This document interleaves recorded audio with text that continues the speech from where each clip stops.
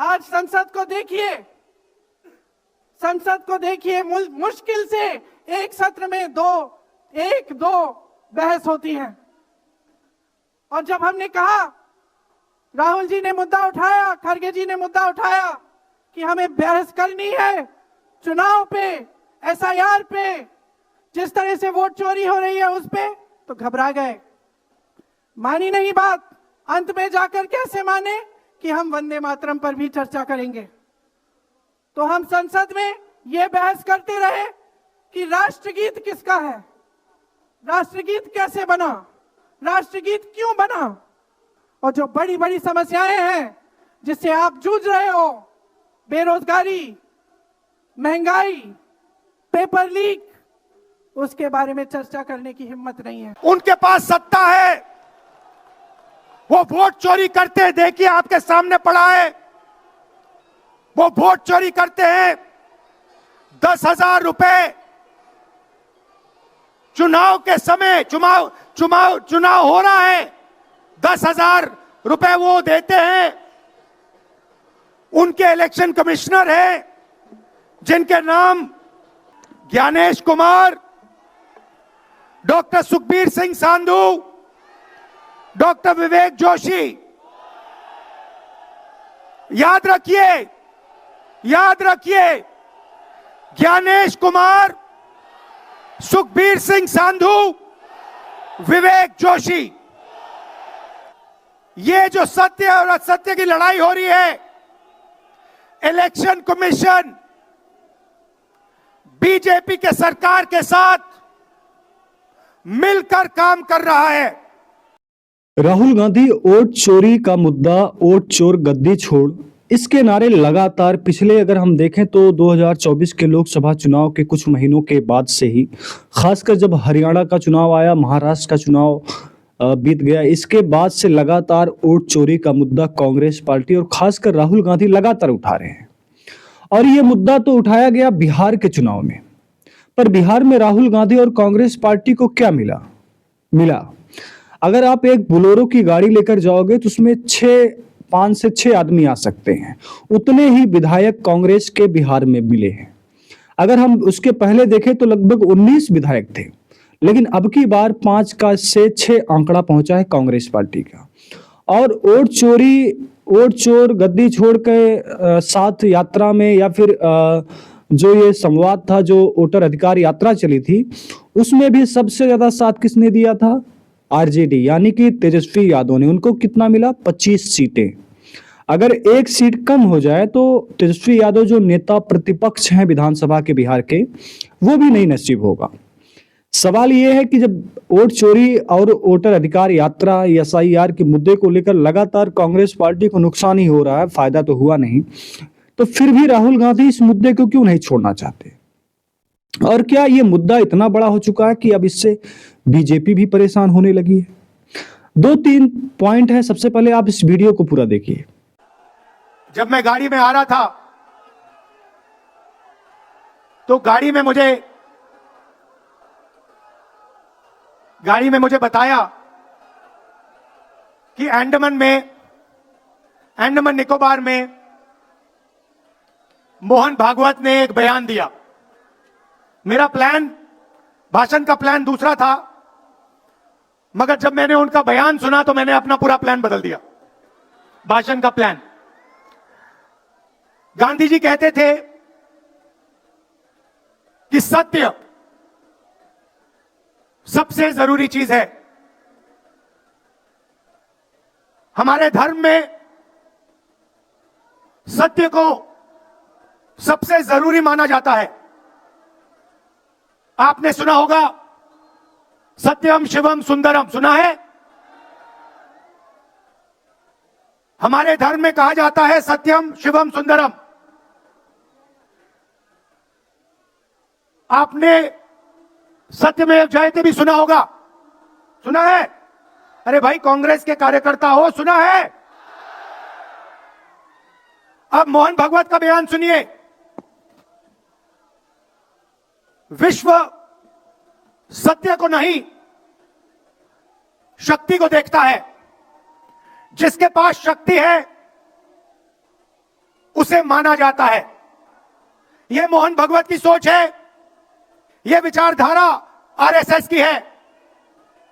हमारी विचारधारा, हिंदुस्तान की विचारधारा, हिंदू धर्म की विचारधारा, दुनिया के हर धर्म की विचारधारा कहती है कि सत्य सबसे जरूरी है। और भगवत कहता है सत्य का कोई मतलब नहीं है, सत्ता जरूरी है। इस बात की लड़ाई हो रही है हिंदुस्तान में। भाई और बहनों, सत्य और असत्य के बीच में लड़ाई हो रही है।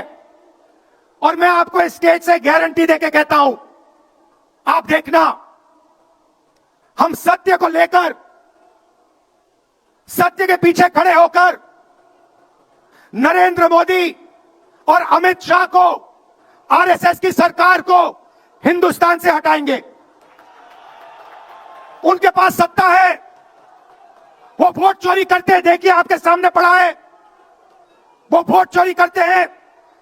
10,000 रुपए चुनाव के समय, चुनाव हो रहा है, 10,000 रुपए वो देते हैं। उनके इलेक्शन कमिश्नर हैं जिनके नाम अभी प्रियंका जी ने लिए, मैं भी ले लेता हूं।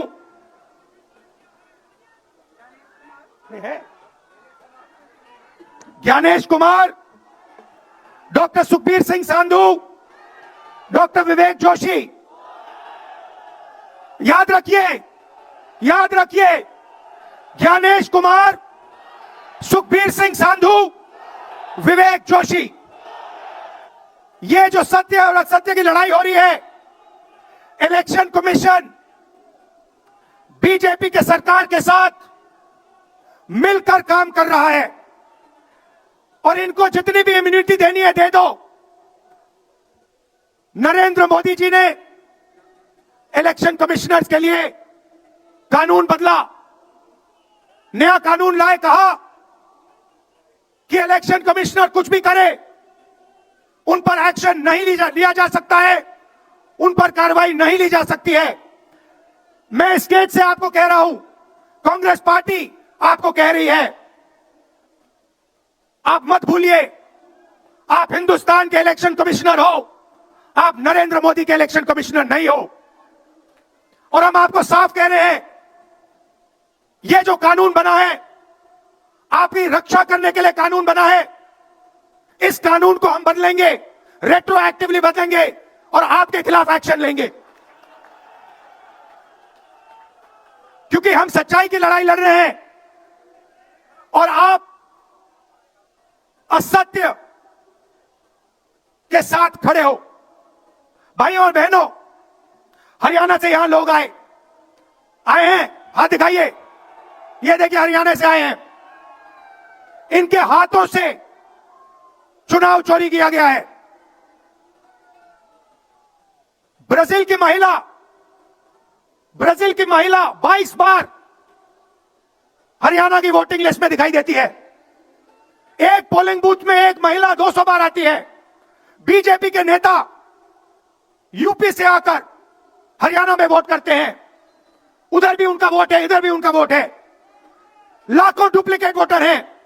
मैंने प्रेस कॉन्फ्रेंस किया और ये जो 3 शख्स हैं, ज्ञानेश कुमार, सुखबीर सिंह सांधू, विवेक जोशी, इन्होंने कोई जवाब नहीं दिया। हमने एलिगेशन किया, हमने उनसे सवाल पूछा, आप हमें समझाइए, ब्राजील की महिला कैसे वोटर लिस्ट पे, एक महिला 200 बार क्यों आती है? एक घर में 500, 600, 700 वोटर क्यों मिलते हैं?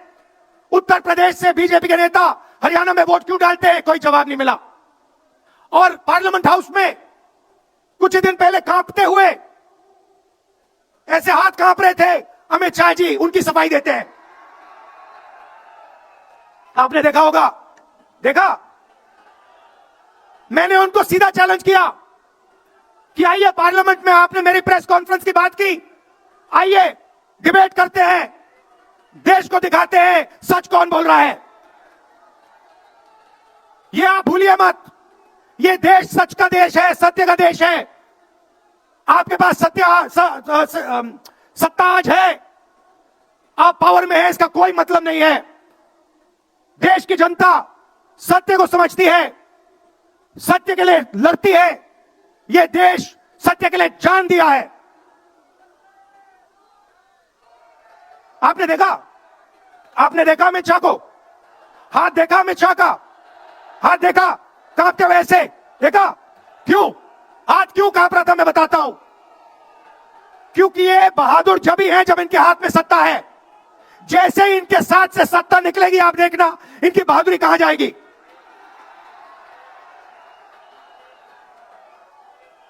और ये भाई और बहनों, ये 2-3 अरबपतियों के लिए काम करते हैं। ये जो सारे के सारे कागज के ढेर हैं, ये जो सिग्नेचर्स हैं, ये कहां से आए? ये देश की जनता से आए। देश के कोने कोने में नारा चला है, वोट चोर, वोट चोर। तो ये देश की सच्चाई है। ये 6 साल का बच्चा, 90 साल का बुजुर्ग, ये सब जानते हैं कि नरेंद्र मोदी, अमित शाह वोट चोरी करके चुनाव जीतते हैं। कर्नाटक में हमने दिखाया लोकसभाएं चोरी की गई। महाराष्ट्र में दिखाया वोटर डिलीशन हुआ, वोटर एडिशन हुआ, लाखों वोट इधर से गायब हो जाते हैं। महाराष्ट्र में लाखों वोट ऐड हो जाते हैं। हम इलेक्शन कमीशन से पूछते हैं, कोई जवाब नहीं मिलता। मगर शायद टाइम लगे, देखिए शायद टाइम लगे, मगर हिंदुस्तान में सत्य की जीत होने वाली है। और अमित शाह जी, मोदी जी, जितने भी आपको भाषण देने हैं आप दे दीजिए। अंत में इस देश में सत्य की जीत होती है। महात्मा गांधी ने हमें रास्ता दिखाया था, उस रास्ते पर हम चलते हैं और सत्य से आपको निकालेंगे। नफरत से नहीं, हिंसा से नहीं, सत्य और अहिंसा के साथ हम नरेंद्र मोदी और अमित शाह को हरा के दिखाएंगे। देखिए, आपने देखा होगा, मैंने अमित शाह की बात की, मगर आप मोदी जी का चेहरा देखिए, अच्छी तरह देखिए। जो मेरी बहन ने कहा, मोदी जी की कॉन्फिडेंस खत्म हो गई है। आपने देखा, वो भी जानते हैं कि हमारी वोट चोरी पकड़ी गई है और अब बस थोड़ा सा समय बचा है, थोड़ा सा समय बचा है, पूरे देश को हमारी सच्चाई पता लग जाएगी। भाई और बहनों, ये वोट चोरी सिर्फ वोट की चोरी नहीं है। सबसे पहले ये इस संविधान पर, अंबेडकर जी के संविधान पर आक्रमण है। इस संविधान में लिखा है एक व्यक्ति को एक वोट मिलना चाहिए। तो सबसे पहले वोट चोरी अंबेडकर जी के संविधान पर आक्रमण है। और वोट चोरी करके यह सरकार चलाते हैं। छोटे व्यापारियों को इन्होंने खत्म किया, गलत जीएसटी लागू की, नोटबंदी की, बेरोजगारी, ये पोल्यूशन देखिए, ये सारा का सारा इसीलिए हो रहा है क्योंकि ये वोट चोरी कर रहे हैं। क्योंकि अगर ये वोट चोरी नहीं करते तो आप इनको 5 मिनट में सरकार से निकाल देते। यह सच्चाई है। भाई और बहनों, मैं कांग्रेस पार्टी के कार्यकर्ताओं को दिल से धन्यवाद करना चाहता हूं।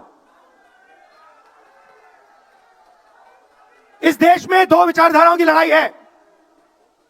एक आरएसएस की विचारधारा, जो मोहन भगवत जी ने कहा, जो सत्य के खिलाफ है और सत्ता के लिए कुछ भी कर सकती है। और दूसरी हमारी विचारधारा, आपकी डीएनए, आपके खून की विचारधारा, सत्य की विचारधारा, अहिंसा की विचारधारा। और आप बिना डरे, धूप में, आंधी में, तूफान में, बारिश में, आप कांग्रेस पार्टी की विचारधारा के लिए लड़ते हो।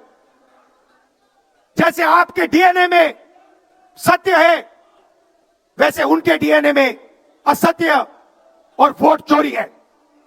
भाई और बहनों, आप घबराओ मत, आप घबराओ मत। अंत में इस देश में सत्य की जीत होगी और सत्य से हम नरेंद्र मोदी और अमित शाह और आरएसएस की सरकार को हटाएंगे। आप सबका दिल से धन्यवाद। नमस्कार, जय हिंद। राहुल गांधी ने 3 मुद्दों को यहां पर सबसे ऊपर उठाया। चुनाव आयुक्त ज्ञानेश कुमार और सुखबीर सिंह विवेक जोशी बीजेपी के साथ मिलकर काम कर रहे हैं। पीएम ने इनके लिए कानून बदला है, हम इस कानून को बदलेंगे और इन लोगों के खिलाफ एक्शन लेंगे। इन लोगों को नहीं भूलना चाहिए कि ये हिंदुस्तान के इलेक्शन कमिश्नर हैं, बीजेपी के नहीं। जब संविधान का निर्माण हुआ था और संविधान जब बनाया गया तो उसमें सभी अलग अलग संवैधानिक पद बनाए गए, जैसे सुप्रीम कोर्ट, फिर प्रधानमंत्री, फिर राष्ट्रपति, फिर इसके बाद कई कई जगह हैं। तो वैसे इलेक्शन कमिश्नर को एक अलग सुविधा दी गई। इसके काम में ना प्रधानमंत्री जो है अपनी बातें रख सकते हैं, मतलब अपनी बात तो रख सकते हैं, मगर उनके काम में कोई भी रुकावट नहीं बन सकता, ना वो राष्ट्रपति, ना प्रधानमंत्री, कोई भी नहीं। हालांकि नियुक्ति करने का अधिकार प्रधानमंत्री मोदी और संसद को होती है, लेकिन उसके कार्यशैली पर किसी का अधिकार नहीं होता। ये स्वतंत्र रूप से अपने हिसाब से काम कर सकता है। लेकिन क्या आज का चुनाव इलेक्शन कमिश्नर, चाहे वो ज्ञानेश कुमार हो, सुखबीर सिंह हो या विवेक जोशी बीजेपी के साथ मिलकर जो आरोप राहुल गांधी लगा रहे हैं, क्या ये आज अपने संवैधानिक पद पर जिस पर बैठे वो जैसे इनको काम करना चाहिए वैसा काम कर रहे हैं, या फिर बीजेपी और सत्ता के लिए काम कर रहे हैं, जैसा कि राहुल गांधी आरोप लगाते हैं?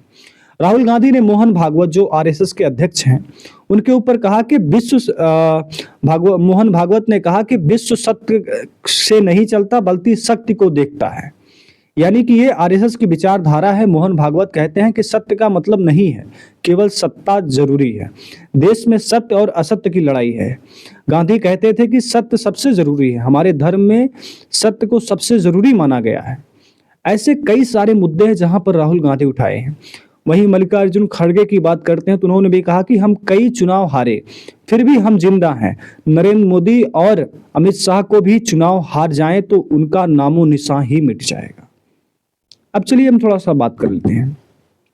जितनी बार हार यहाँ कांग्रेस पार्टी की हुई है, अगर हम 2014 के बाद से देखें अब तक, अगर इतनी बार हार और इतनी बुरी तरीके से हार भारतीय जनता पार्टी की हो जाए, चाहे उत्तर प्रदेश हो चाहे बिहार हो, हर राज्य में अगर ऐसा ही हाल हो जाए तो आप सोचिए भारतीय जनता पार्टी कहाँ बचेगी।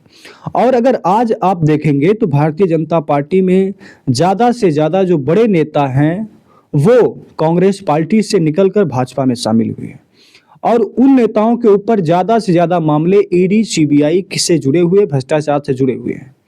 पहले ये मामला भ्रष्टाचार का आरोप लगता है और फिर इसके डर के कारण या फिर क्या मामला होता है, अगले ही दिन बीजेपी ज्वाइन कर लेते हैं। बीजेपी ज्वाइन करने के बाद क्या होता है कि इनके ऊपर से जितने भी आरोप लगे होते हैं सब आरोप निराधार हो जाते हैं और ये शुद्ध रूप से शुद्ध होकर बीजेपी में शामिल हो जाते हैं, और फिर बीजेपी का जो एजेंडा है हिंदुत्व वाला, वही बातें करना शुरू कर देते हैं। तो सवाल तो उठते हैं कि एक आदमी को कहोगे आप चोर है, बेईमान है, और वही आदमी जब आपके साथ मिल जाता है तो वो चोर से साफ सुथरा इंसान कैसे बन जाता है? सवाल कई सारे हैं। आपके जो राय कमेंट में जरूर बताइएगा, और मुझे मेरे चैनल को सब्सक्राइब करिए और हमें भी अपना थोड़ा सा प्यार दीजिए, क्योंकि आपको आजकल पता ही गोदी मीडिया क्या कर रही है। धन्यवाद, नमस्कार।